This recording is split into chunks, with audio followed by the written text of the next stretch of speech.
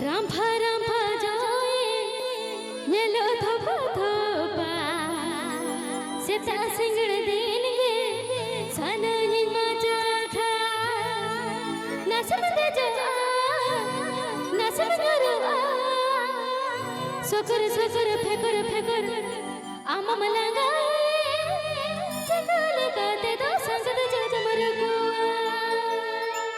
सकर सकर फेकर फेकर आम मलंगा चकल काते दो संगत जग मरको अच्छा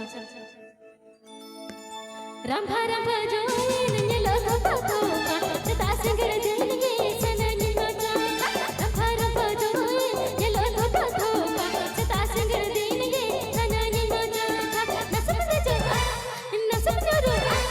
नसमते जो सकर सकर फेकर फेकर आम मलंगा चकल काते दो संगत जग मरको सकर सकर फेकर फेकर आम मलंगा चकल काते दो संगत जग मरको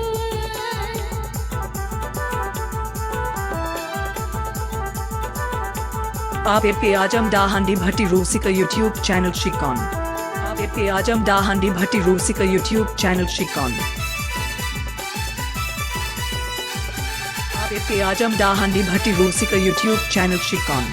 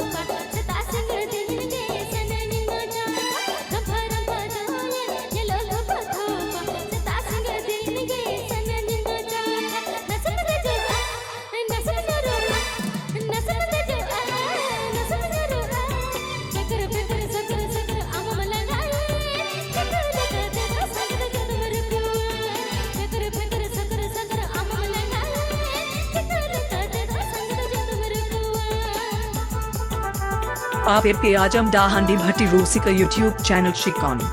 आप पे आजम डाहंडी भट्टी रूसी का यूट्यूब चैनल शिकॉन। This video हंडी भट्टी रूसी का यूट्यूब चैनल प्रेजेंट।